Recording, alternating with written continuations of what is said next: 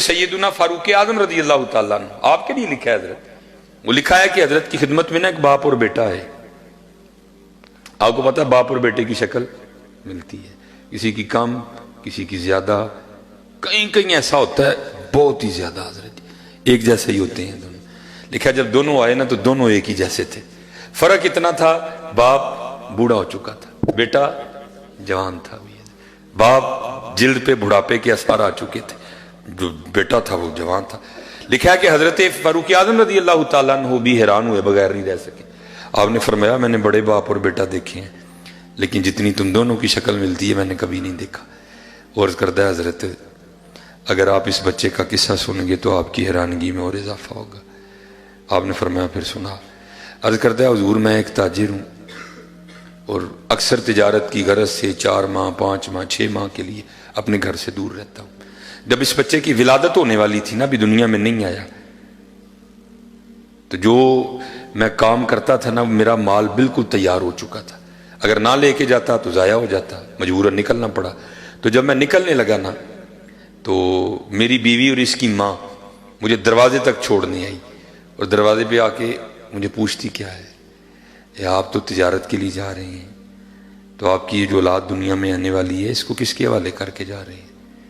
تو شخص عرض کرتا ہے امیر المومنین میں نے آگے سے اپنی بیوی کو کہا میں اپنی دنیا میں آنے والی اس اولاد کو حوالے کرتا ہوں اللہ کے. کس کے حوالے کرتا ہوں؟ اللہ. کس کے حوالے کرتا ہوں؟ اللہ کے. عرض کرتا امیر المومنین میں چلا گیا. 5-6 ماہ لگ گئے واپس آتے آتے. جب آیا نا اپنے علاقے میں تو دل اڑ رہا تھا، پتہ نہیں تھی ہوئی نہیں کہ پتر ہویا ہونا، پتر ہویا ہوئے گا تو ہے نہ رکھاں گا، تھی ہوئی ہوئے گی تو ہے نہ رکھاں گا. دل اڑ رہا تھا. لیکن عرض کرتا امیر المومنین جب گھر آیا نا تو آ کے کیا دیکھتا ہوں گھر کو تالا لگا. میں کہا بیوی میری کدھر گئی؟ میں نے ہمسائے کے دروازے پہ دستک دی اور پوچھا میری بیوی کدھر ہے؟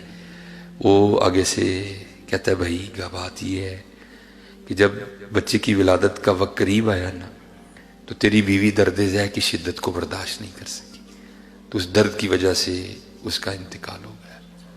تو پھر بچے کی ولادت نہیں ہوئی تو ہم نے تمہاری بیوی کو فلاں قبرستان میں دفنا دیا. ایک شخص ساتھ گیا، اس نے قبر کی نشاندہی کی، میں نے تلاوت قرآن کریم کی، اپنی بیوی کی بخشش و مغفرت کے لیے دعا کی. گھر آ گیا، زور پڑی، عصر پڑی، مغرب پڑی، عشاء پڑی، چارپائی پہ لیٹ گیا.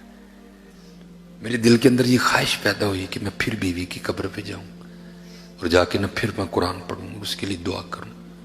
آپ کو پتہ ہے حضرت دن کے وقت ڈر کے مارے قبرستان کوئی نہیں جاتا، تو رات کو جانا کوئی سوکھا کام ہے. لیکن کیا ہے، وہ کہتا ہے قدرت کھینچ رہی تھی، نہ چاہتے ہوئے بھی چلا گیا.